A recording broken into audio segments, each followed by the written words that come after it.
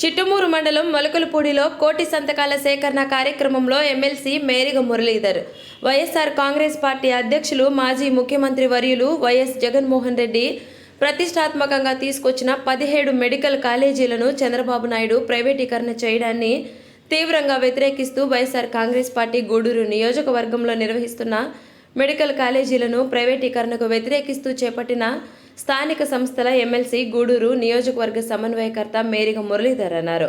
చిట్టమూరు మండలం మొలకలపూడి గ్రామంలో ఆదివారం మొలకలపూడి చిల్లమూరు పంచాయతీలకు సంబంధించి గొట్టిపాటి రవీందర్ రెడ్డి ఆధ్వర్యంలో కోటి సంతకాల సేకరణ రచ్చబండ కార్యక్రమం నిర్వహించారు. ఈ సందర్భంగా ఎమ్మెల్సీ మేరిగ మురళీధర్కు నాయకులు కార్యకర్తలు హారతులిచ్చి స్వాగతం పలికారు. ఈ సందర్భంగా ఎమ్మెల్సీ మాట్లాడుతూ పేద విద్యార్థులకు మెడిసిన్ చదివే కలను కలగానే మిగిల్చేందుకు చంద్రబాబు నాయుడు కుట్ర చేస్తున్నారన్నారు. ఈ కార్యక్రమంలో మండల వైఎస్ఆర్సీపీ అధ్యక్షులు Sannareddy Srinivasulareddy, Gottipati Ravinder Reddy, Kamireddy Kasthur Reddy, Peta Rajareddy, vice MPP BV Ramanaiah, Vanka Chenchaiah, Kamireddy Ramesh Reddy, Sudhakar Reddy, Anand Kumar, Chilukuru Kodandaramireddy పాల్గొన్నారు.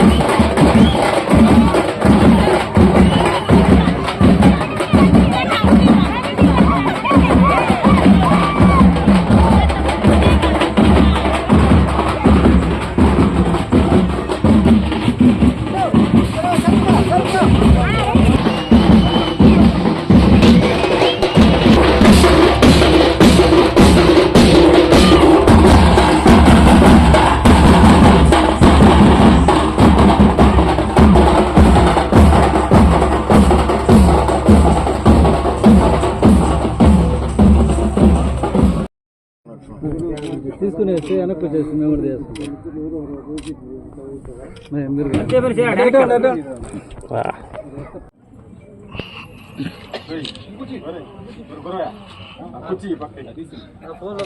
రాష్ట్ర మాజీ ముఖ్యమంత్రి వర్యులు మన వైఎస్ఆర్ కాంగ్రెస్ పార్టీ అధ్యక్షుడైనటువంటి శ్రీ వైఎస్ జగన్మోహన్ రెడ్డి గారి పిలుపు మేరకు మన ఈ కోటి సంతకాల కార్యక్రమానికి ముఖ్య అతిథిగా ఇచ్చేసేటువంటి మన స్థానిక సంస్థల ఎమ్మెల్సీ గారైనటువంటి మేరిగ మురళీధర్ గారికి, అదేవిధంగా మన జిల్లా మండల కార్యవర్గ సభ్యులందరికీ, ఇక్కడికి ఇచ్చేసేటటువంటి గ్రామ ప్రజానికానికి నమస్కారాలు.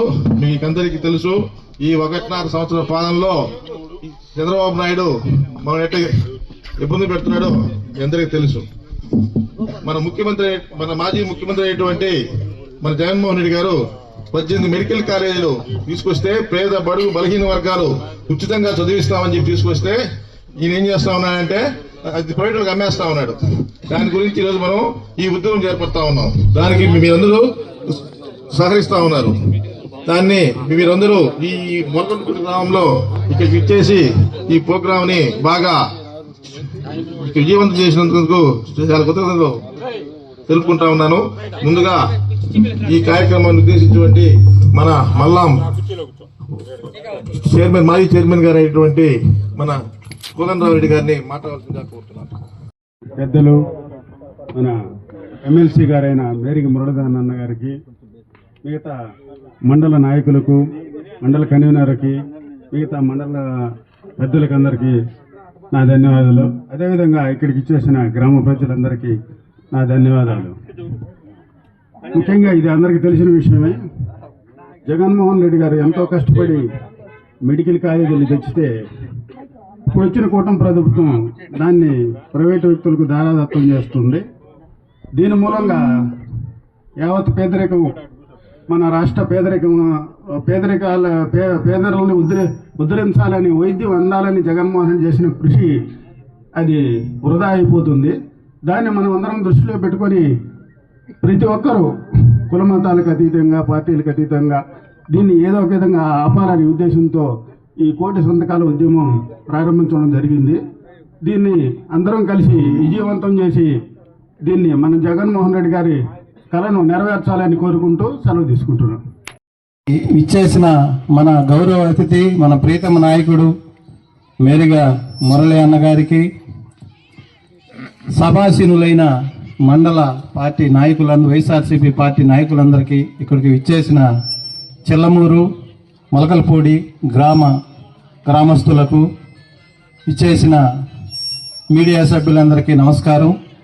ఈనాటి కార్యక్రమం యొక్క ముఖ్య ఉద్దేశం మెడికల్ కాలేజీల ప్రైవేటీకరణను నిరసిస్తున్నాం. కోటి సంతకాలతో ప్రజలందరూ మాకు మెడికల్ కాలేజీలని ప్రైవేటీకరణ చేయొద్దు అనే కార్యక్రమం ఈనాటి కార్యక్రమం యొక్క ముఖ్య ఉద్దేశం. ఈ మెడికల్ కాలేజీలకి మాకు ప్రైవేటీకరణ చేయొద్దు అనేది ఎందుకయ్యా అంటే, మన పిల్లలు చదువుకున్న తర్వాత, ఇంటర్మీడియట్ పాస్ అయిన తర్వాత ఎస్సీ ఎస్టీ బీసీ పిల్లలకి సహజంగా నేను ముఖ్యంగా చెప్పేది ఏంటంటే, మీరు వినాల, మన బిడ్డలు చదువుకుంటున్నారు. ఇప్పుడు వారు ఇంటర్మీడియట్ అవుతానే ఇంజనీరింగ్ చేరాలంటే ఒకప్పుడు చాలా కష్టంగా ఉండింది. ఎంబీబీఎస్ అయితే అసలు మనం కల్లో కూడా ఊహించలేం. Engineering, MBBS SC ST BC పిల్లలకి అది అందుబాటులో లేని చదువు. అటువంటిది మనకి రాజశేఖర రెడ్డి గారు వచ్చిన తర్వాత ఇంజనీరింగ్ కాలేజీలు రాష్ట్రంలో ఎక్కువ కాలేజీలు పెట్టడం వల్ల, ఎక్కువ సీట్లు వచ్చినందువల్ల మన పిల్లలందరికీ చదువుకునే అవకాశం వచ్చింది. అదేవిధంగా ఇప్పుడు ఎంసెట్ రాస్తే ఇంజనీరింగ్ అటు ఎంబీబీఎస్ లో చేరుతున్నారు. ఇప్పుడు ఎంసెట్ క్యాన్సిల్ చేసినారు మన రాష్ట్రంలో. ఇప్పుడు ఎంసెట్ అనేది నీట్ పరీక్ష రాయాలి. భారతదేశం అంతా ఒక కాలేజీ ఇక్కడ ఉందంటే, మన రాష్ట్రంలో ఒక ఇంజనీరింగ్ ఎంబీబీఎస్ కాలేజ్ ఉందంటే, భారతదేశంలో ఎవరైనా వచ్చి ఇక్కడ సగం సీట్లు వాళ్ళు చేరతారు. సగం సీట్లలో కాలేజీలే ఉండేవి మనకు అంతకు ముందు. మన పిల్లలందరికీ న్యాయం జరగటం లేదు. ఈ ఎంబీబీఎస్ సీట్లన్నీ ఇతర రాష్ట్రాల వారే కైవసం చేసుకుంటున్నారు. ఇక్కడికి తక్కువ వస్తున్నాయి, మన పిల్లలకి ఎక్కడ సీట్లు రావటం లేదనే ఉద్దేశంతో, అదీగాక ప్రతి నియోజకవర్గ కేంద్రంలో, జిల్లా కేంద్రంలో ప్రభుత్వ హాస్పిటల్ ఉంటే, మనం హాస్పిటల్కి పోయి ప్రైవేట్ పరంగా పోతే మనం ఒక చిన్న జబ్బుకైనా లక్షలు అడుగుతున్నారు. మనం ఇవ్వగలమా? ఎస్సీ ఎస్టీలు ఇవ్వగలరా? మనకు ఆరోగ్య స్కీమ్, ఆరోగ్య బీమా ఉంటే దాని ద్వారా ప్రైవేట్ హాస్పిటల్కి పోతే అవి కాకుండా అది రిజిస్టర్ అయ్యేదాకా ఈ లోపలే మనం 30,000 20,000 కట్టించుకుంటున్నారు. అది వచ్చిన తర్వాత మేము స్టార్ట్ చేస్తాం అంటున్నారు. అదే ప్రతి జిల్లాలో ఒక కాలేజ్ వస్తే దానికి అనుబంధంగా ఒక పెద్ద హాస్పిటల్ వస్తుంది. ఆ హాస్పిటల్లో అక్కడ చేరే వెంటనే వైద్యం అందుబాటులోకి వస్తుంది. ఒకరు కాదు 10 మంది వచ్చి మన కేర్ తీసుకుంటారు, మన ఆరోగ్యాన్ని గురించి అడుగుతారు. అంటే చదువుకుంటున్నారు కాబట్టి డాక్టర్లు. అందువల్ల మనకి ఆయన 18 కాలేజీలు తెస్తే కేంద్రం నుంచి జిల్లాలు ఏర్పరిచి, దానికోసమే 26 జిల్లాలుగా ఏర్పరిచి అన్ని కాలేజీలు తెస్తే వాటిలో 6ని పూర్తి చేశారు. సభాధ్యక్షులు సోదర సమానులు సన్నపరెడ్డి శ్రీనివాసులు రెడ్డి గారు, అదే రకంగా ఈ కార్యక్రమానికి మరి జగన్మోహన్ రెడ్డి గారి భవిష్యత్తు చూపించినటువంటి కార్యసాధకులు మరి రవిరెడ్డి గారు, ఇంకొక గౌరవనీయులు కస్తూర్ రెడ్డి గారు, పెద్దలు చెంచయ్య గారు, యువ నాయకులు సుధాకర్ రెడ్డి గారు, కృష్ణమోహన్ అన్న గారు, మా ఐటీ వింగ్ మన కాన్స్టిట్యున్సీ వెంకటరమణ గారు, వెంకటకృష్ణన్న గారు, యువ నాయకులు సురేష్ గారు, మన జనార్దన్, అదే రకంగా రాజారెడ్డి గారు, బీవీ అన్న, మన లోకేష్ రెడ్డి, చెంగయ్య, రమేష్ అన్న, నేను అభిమానించే అందరికీ సినిమా యాక్టర్ హీరోగా ఉంటే నాకు ఆనంద కృష్ణ ఆయన అభిమానిని. ఆయనకు కూడా అందరికీ చాలా సంతోషం. గొప్పగా మరి రవణ జగన్మోహన్ రెడ్డి గారి భవిష్యత్తు, వారికి ప్రత్యేక కృతజ్ఞతలు. మన బీవీ అన్న అందరూ కూడా విషయాలు చెప్పారు. ఎందుకు ఈరోజు మన ప్రియతమ నాయకులు జగన్మోహన్ రెడ్డి గారు ఒక ఉద్యమం లాగా ఎందుకు తీసుకొచ్చారు అంటే ఆ కుటుంబానికే తెలుసు పేదల యొక్క కష్టాలు. పేదల్ని హక్కును చేర్చుకునే వాతావరణం దివంగత నేత పూజనీయులు డాక్టర్ వైఎస్ రాజశేఖర రెడ్డి గారికి తెలుసు. ఆయన భారతదేశ చరిత్రగా ప్రపంచ చరిత్రలోనే పేదల ఆరోగ్యాలు ఏదైనా దెబ్బతింటే, గుండె సంబంధించిన వ్యాధులు వచ్చినా, కిడ్నీ సంబంధించిన వ్యాధులు వచ్చినా, ఏవైనా ఇబ్బందికర వ్యాధులు వస్తే పేద ప్రజలు గతంలో ఆకాశంలో చుక్కలు చూస్తూ మంచానికి అతుక్కొని అదే రకంగా ఇంకా ఎప్పుడెప్పుడు వెళ్ళిపోతామని బాధతో ఉండేవాడు. ఎందుకంటే ఆర్థిక పరిస్థితులు ఇబ్బందిగా ఉండేవి. ఏదైనా హాస్పిటల్కి పోతే వేలాది రూపాయలు, లక్షలాది రూపాయలు పెట్టే శక్తి లేదు. మరి భగవంతుడు లాంటి రాజశేఖర రెడ్డి గారు ఆలోచించారు, ప్రభుత్వం అంటే పేదలను హక్కును చేర్చుకునేదే కదా అని గొప్పగా ఆలోచించి పేదలకు అండగా మీకు బాగలేకపోతే నేనున్నాను అని చెప్పి దివంగత నేత డాక్టర్ వైఎస్ రాజశేఖర రెడ్డి గారు మరి ఆసరాగా వేలాది కుటుంబాలకి లక్షలాది గుండె ఆపరేషన్లు చేపించారు. భారతదేశ చరిత్రలోనే ఇట్లాంటి వాతావరణం ఎక్కడ లేదు. ఎన్నో రాష్ట్రాలు ఆయన అనుసరించారు. అందుకే ఆయన రెండోసారి ముఖ్యమంత్రి కాగలిగారు. మన ప్రియతమ నాయకులు జగన్మోహన్ రెడ్డి గారు కూడా ఆయన రక్తం కాబట్టి అదే రకంగా పేదల ఆరోగ్యం బాగుండాలి, ఒక మంచి వాతావరణం ఇవ్వాలి. ఆరోగ్యమే కదా మహాభాగ్యం. డబ్బులు ఎన్నున్నా ఆరోగ్యం బాగలేకపోతే అది మహాభాగ్యం కాదు, చాలా దురదృష్టకరం అవుతుంది. అందుకే పేదలకి, అన్ని వర్గాల్లో ఉండే పేదలకి, ముఖ్యంగా ఎస్సీ, ఎస్టీ, బీసీలో, మైనార్టీలో ఉండే పేదలకి, వీళ్ళందరికీ కూడా ఆరోగ్యం వస్తే భయపడిన అవసరం లేదు. మనం హాస్పిటల్కి వెళ్ళినా, గవర్నమెంట్ హాస్పిటల్కి వెళ్ళినా, ప్రైవేట్ హాస్పిటల్కి వెళ్ళినా మనం ప్రభుత్వమే మన డబ్బులు కడుతుంది అని జగన్మోహన్ రెడ్డి గారు ఒక అడుగు ముందుకేసి, ఒక అడుగు కాదు 4 అడుగులు ముందుకేసి 25 లక్షల రూపాయలైనా కూడా 25 లక్షల వరకు కూడా ప్రభుత్వం ఆ కుటుంబానికి, ఆ వ్యక్తికి అండగా ఉండి భరోసా ఇచ్చినటువంటి వాతావరణం. మరి అందుకే ఆయన కరోనా లాంటి విపత్కర పరిస్థితి, కరోనాలో రాష్ట్రం కుదేలైపోయింది, ఇబ్బంది, ఆర్థిక ఇబ్బందులు అయినా కూడా ఆ పేదలను హక్కు చేర్చుకునే మనస్తత్వం ఉంది కాబట్టే ఆయన కేంద్ర రాష్ట్రంతో పోట్లాడి మనసు విప్పి చెప్పి మనసున్న మహామహారాజుగా మరి 17 కాలేజీలు చిన్న విషయం కాదు. మరి చంద్రబాబు నాయుడు గారు 14 ఏళ్ళు ముఖ్యమంత్రిగా ఉంటే ఒక్క మెడికల్ కాలేజీ కూడా తేలేదు. ఆయనకు పేదల ఆరోగ్యం ఇష్టం లేదు.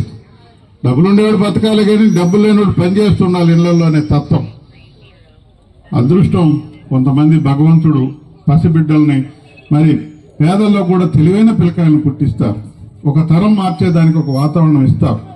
ఆ బిడ్డ అదృష్టం కొద్దీ మంచి మార్కులతో పాస్ అయితే డబ్బు లేదనే శాపంతో ఎక్కడ కూడా వెనకపడకూడదు, అతని భవిష్యత్తు వెనకపడకూడదు, భావితరాల భవిష్యత్తు పేదరికమైన శాపంలో మగ్గిపోకూడదనే ఉద్దేశంతో మరి 17 కాలేజీలు ఉమ్మడి రాష్ట్రంలో, ఇంత పెద్ద ఉమ్మడి రాష్ట్రంలో మరి ఎన్టీ రామారావు జగన్, మరి రాజశేఖర రెడ్డి గారు అందరూ కలిసి 11 సీట్లు, 11 మెడికల్ కాలేజీలు తేగలిగారు. మరి ఒక్క జగన్మోహన్ రెడ్డి గారు 5 ఏళ్లలో ఏ రాష్ట్రంలో ఊహించిన విధంగా 17 కాలేజీలు తీసుకొచ్చారు. చిన్న విషయం కాదు. 17 కాలేజీలు అంటే రాష్ట్రం మొత్తం ఆరోగ్యం బాగా అయిపోతుంది, ఇబ్బంది ఏమి ఉండదు. మనం ఉంది నెల్లూరులో గవర్నమెంట్ హాస్పిటల్, పెద్ద హాస్పిటల్ అంటాం. మనం వెళ్తాం, పేదలంతా పోయి చేతులు ఉప్పుకుంటూ అన్ని టెస్టులు చేసుకుని అవసరమైతే అక్కడ అడ్మిషన్లు ఉండేసి మరి అడ్మిట్ అయ్యేసి వచ్చేస్తాం. మరి చంద్రబాబు గారు హాస్పిటల్ కూడా ఉంది, నారాయణ హాస్పిటల్. ఆయన చెప్పేది అదే, పీపీపీ విధానం ద్వారా అటు చేసేద్దాం నారాయణ లాగా అంటాం. నారాయణ పోతే ఖాళీగా వస్తామా, ఆస్తులు అమ్ముకోవాలి రావాల్సిన పరిస్థితి. ఈ వాతావరణం ఇష్టపడుతున్నాడు చంద్రబాబు నాయుడు గారు. అందుకే మన ప్రీత నాయకుడు జగన్మోహన్ రెడ్డి గారు నడుము కట్టారు. ఇది కరెక్ట్ కాదు. ప్రభుత్వం అధినేత పేద ప్రజల గురించి ఆలోచించాలి, అన్ని వర్గాల గురించి ఆలోచించాలి. గవర్నమెంట్ స్కూల్స్ వస్తే, గవర్నమెంట్ స్కూల్లో చదివితే విద్యార్థి ఏ ఇబ్బంది లేకుండా 15,000 రూపాయలు ఏ పేద విద్యార్థి అయినా 15,000 సీట్ గవర్నమెంట్ సీట్ వస్తే మన గ్రామాల్లో మరి కట్టుబాట్లు ఉన్నాయి. అందరూ కలిసి ఒక మనవాడికి ఒకడికి పేద బిడ్డకు వచ్చిందిరా, మనం అందరం సంపాదించిన దాంట్లో కొంత ఇస్తామని ఊరు అండగా ఆ బిడ్డకు నిలబడి చదివిస్తుంది. 15,000తో సంవత్సరానికి ఇంచుమించు 75,000తో డాక్టర్ అయిపోతాడు. ఆ కుటుంబం తరం మారిపోతుంది, ఆ ఊరు వాతావరణం మారిపోతుంది. ఒక్కడు గ్రామంలో డాక్టర్ అయితే 10 మంది నెక్స్ట్ తరానికి డాక్టర్లు అయ్యే వాతావరణం వస్తుంది. ఇది వాతావరణం జగన్మోహన్ రెడ్డి గారు కోరుకుంటున్నారు. చంద్రబాబు నాయుడు గారు పీపీపీ విధానం, నారాయణ లాంటి వాళ్ళు ఇంకొంచెం 10 హాస్పిటల్ సంపాదించుకోవయ్యా, నువ్వు బాగా ఆర్థికంగా బతుకొని అంటున్నాడు. జగన్మోహన్ రెడ్డి గ్రామాల గురించి ఆలోచిస్తున్నాడు. అందుకనే ఎవరు కూడా ఆలోచించలేదు, గొప్పగా ఆలోచించాడు. సామాజిక న్యాయం ఆలోచించాడు. అన్ని క్యాస్ట్ వాళ్ళకి కార్పొరేషన్లు పెట్టాడు. అన్ని క్యాస్ట్ వాళ్ళకి మరి వాళ్ళ వాటా ప్రకారం మంత్రి పదవులు ఇచ్చారు చంద్రబాబు నాయుడు గారు. ఒకసారి అయితే ఎస్టీలకి ఇవ్వనే లేదు ఒక మంత్రి పదవి, మైనార్టీలకు ఇవ్వనే లేదు. జగన్మోహన్ రెడ్డి గారు కాదు, పద్ధతి ప్రకారం రేషియో ప్రకారం అందరికి ఇవ్వడం జరిగింది. సామాజిక నవవైతాళికుడుగా ఆయన పేరుగాంచాడు. ఇట్లాంటి మంచి వాతావరణంలో దుర్మార్గంగా మరి కూటమి ప్రభుత్వం అధికారంలోకి వచ్చిన తర్వాత ఏవైతే జగన్మోహన్ రెడ్డి గారు మన్నలు పొందారో ఆ పథకాల గురించి ప్రజలకి మరి గారడి చేయడం మొదలు పెట్టాడు. గారడికి పిల్లకాయలంతా అట్రాక్ట్ అయినట్టు పేద ప్రజలు అట్రాక్ట్ అవుతారు తెలుసు అతనికి. మరి ఏవైతే జగన్మోహన్ రెడ్డి మన్నలు పొందాడో అమ్మఒడి పథకాలు లాంటివి, తల్లి వందనం అని చెప్పి నీకు ఇస్తానని చెప్పి అందరికీ చూపించి అందరికీ నాకు ఇవ్వడం జరిగింది. ఎంతమంది ఉంటే అంతమంది అన్నారు. నేను సూక్ష్మంగా ఒకటి చెప్తాను. జగన్మోహన్ రెడ్డి గారు అమ్మఒడి ఇస్తున్నప్పుడు ఎన్ని లక్షల మంది ఉన్నారు? మరి ఇంట్లో 4కి 5 మందికి ఇస్తారంటే అది ఎంతమందికి పెరగాలి? 7 లక్షలు తగ్గించి ఇస్తారా? అది కూడా జగన్మోహన్ రెడ్డి గారు కరోనా లాంటి విపత్కర పరిస్థితుల్లో టెన్షన్ గా చెప్పిన డేట్ ప్రకారం వాళ్ళకి మరి అమౌంట్ వేయడం జరిగింది. ఈయన ప్రతి స్కూల్కి పోతే ఒకరికి 12,000 వస్తుంది, ఒక 11,000 వస్తుంది, ఒక 8,000 వస్తుంది, మళ్ళా ఇస్తాం అన్ని వాయిదాలు. గౌరవనీయులు జగన్మోహన్ రెడ్డి మాట చెప్పితే మాట ప్రకారం వేసేస్తారు. ఎక్కడ బేరేజ్ ఉంది? అదే రకంగా పెన్షన్ పెంచాను అన్నాడు. మరి ఇస్తున్నటువంటి పెన్షన్ ఎంత? జగన్మోహన్ రెడ్డి గారు వేదిక మీద ఆయన వచ్చినప్పుడు అధికారం చేసినప్పుడు 35 లక్షలు ఉంటే ఆయన దిగిపోయేటప్పటికి 67 లక్షలు పెన్షన్లు వచ్చాయి. చంద్రబాబు నాయుడు గారు వచ్చి సంవత్సరంన్నర అయితే ఒక్క పెన్షన్, కొత్త పెన్షన్ ఇవ్వకపోగా 67 లక్షలు ఉన్నది 60 లక్షలు తగ్గిస్తారు. ఆ 7 లక్షలు డబ్బులు ఇచ్చి నేను పెద్దగా మాట మీద నిలబడినానని మాట్లాడతారు. జగన్మోహన్ రెడ్డి గారు వేసిన బేస్ కదా, అది కూడా మీరు తప్పించుకోకుండా ఇవ్వడానికి కారణం ఏంటి? జగన్మోహన్ రెడ్డి గారు మరి ఎక్కడికి వెళ్ళిన లక్షలాది మంది జనాలు ఆయనతో కూడా తోడ్పాటుకు వస్తున్నారు, ఆయన చూడడానికి వస్తున్నారు. ఆయన మాట మీద నిలబడే వ్యక్తి అని పొరపాటు జరిగిందని తాపత్రయపడుతున్నారు. ఆ దెబ్బకు భయపడిపోయి అబ్బా కొడుకు కూర్చునేసి మరి పథకాలు ఒక్కొక్కటిగా మేము చెప్పింది సన్నాయి నొక్కుతూ ఇస్తున్నారు. తల్లి అమ్మఒడి ఎంత గొప్పగా ఉందో తల్లి వందనం పేరుతో నీరు గార్చేశారు. అదే రకంగా గ్యాస్ బండ్లు అన్నారు. 1.5 సంవత్సరం అవుతుంది. ఎన్ని ఇవ్వాలి? 3 నెలలకు ఒకటి ఇవ్వాలి. ఎన్ని ఇచ్చారు? ఒక్కటే ఇచ్చారు. ఇంతవరకు రూపం లేదు. పెద్దలు చెప్పారు బస్ 7 నుంచి సింహాచలం నుంచి నేరుగా ఎక్కువ తిరుపతికి వెళ్ళిపోవచ్చు అని మాట్లాడారు. ఈరోజు నెల్లూరు దాటేదానికి లేదు. ఏదైనా చిన్న ఆర్డినరీ బస్సులు ఎక్కాలా? అన్నిటి ఇస్తాను ఆయన ఒక్క. జగన్మోహన్ రెడ్డి గారు అయితే చెప్పిన ప్రకారం చేశారు. కులం చూడలేదు, మతం చూడలేదు, ప్రాంతం చూడలేదు, ఎవరు అర్హులో ఇదంతా నా జనాలు కదా అని చెప్పి సహాయం చేసి బాధ్యతగా మరి మాట ప్రకారం నిలబెట్టినటువంటి వ్యక్తి మన ప్రీతం నాయకుడు జగన్మోహన్ రెడ్డి గారు అని నేను తెలియజేస్తున్నాను. ఎక్కడ పోటీ నీకు? మరి మా నాయకుడికి, ఈ కూటమి ప్రభుత్వ నేతలకని ఈ సందర్భంగా నేను మనవి చేస్తున్నా. అందుకే 17 కాలేజీలు తెచ్చారు. తేవడమే కాదు, చేతులు ముడుచుకొని కుట్టలేదు. విపత్కర పరిస్థితి కరోనా లాంటిలో కూడా 5 కాలేజీలు బ్రహ్మాండంగా ఇబ్బంది లేకుండా మరి చూస్తేనే కోటల్లాగా ఉండేటట్టుగా 5 కాలేజీలు మెడికల్ కాలేజీలు కట్టేశారు. ఇంకో 2 కాలేజీలు మొదటి సంవత్సరానికి అడ్మిషన్లకు రెడీ అయిపోయినాయి. కానీ దుర్మార్గమైనటువంటి ఈ ప్రభుత్వం అమానుషంగా వచ్చిన సీట్లని 50, 100 సీట్లు డాక్టర్లని మాకు వద్దు అని దురదృష్టకరం, దుర్మార్గకరం మరి వద్దని రాసి పంపించడం జరిగింది. మళ్ళా ఇప్పుడు అవి కూడా ఇస్తాము, 10 కాలేజీలు మాత్రమే మేము పీపీపీ విధానం ద్వారా ప్రైవేట్ వాళ్ళకి ఇచ్చేస్తామని మాట్లాడుతున్నారు. పెద్దలు చెప్పారు 6,000 కోట్లు వస్తే సంపూర్ణంగా ప్రతిది కూడా మెడికల్ కాలేజ్ అవుతుంది. ఒక్క medical college, government medical college వస్తే దానికి అనుసంధానంగా సూపర్ స్పెషాలిటీ 500 నుంచి 1000 పడకల హాస్పిటల్కు మరి పక్కనే కట్టాల్సిన పరిస్థితి. ఆ మెడికల్ కాలేజ్ చదువుకునేదానికి నేర్చుకునేదానికి ఒక పేషెంట్లు 500 మంది పడక ఉండేటువంటి హాస్పిటల్, సూపర్ స్పెషాలిటీ హాస్పిటల్ వస్తాం.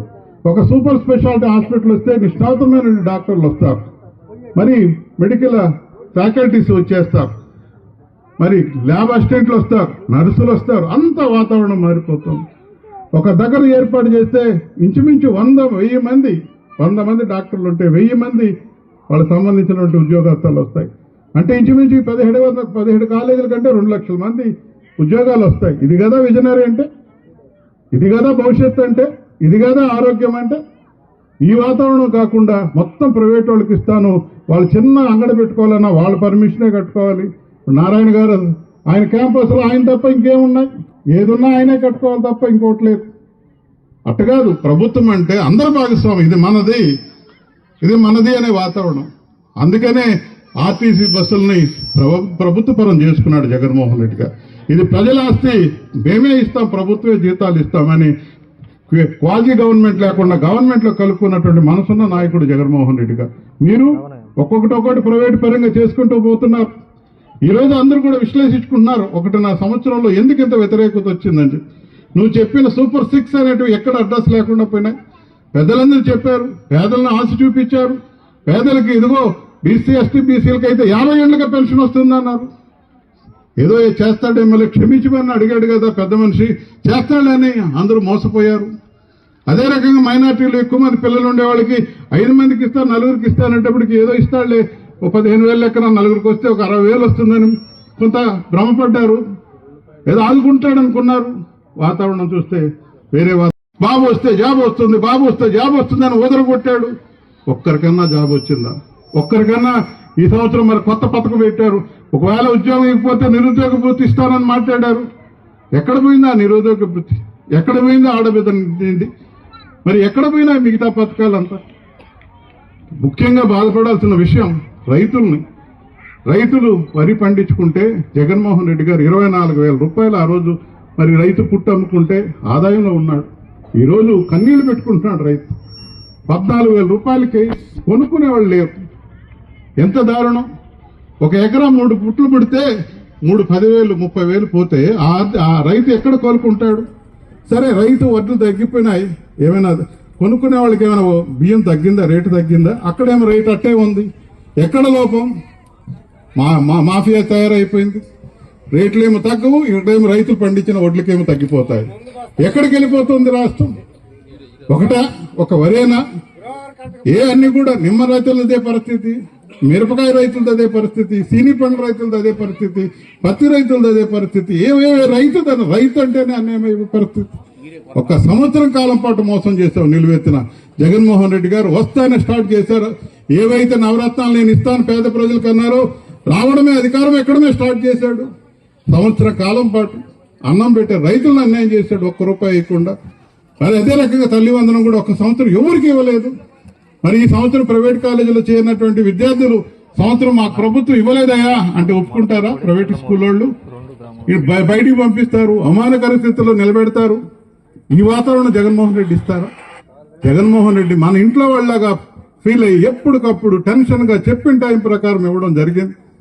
అందుకే ఈ రోజు లక్షలాది మంది అతను పోతుంటే వస్తున్నారంటే కారణం ఏంటి? ఇంత చేస్తుంటే మరి దేవాలయం లాంటి అసెంబ్లీలో చెలొక్తులుగా మాట్లాడారు, స్పీకర్ లాంటి పెద్దలు మాట్లాడారు.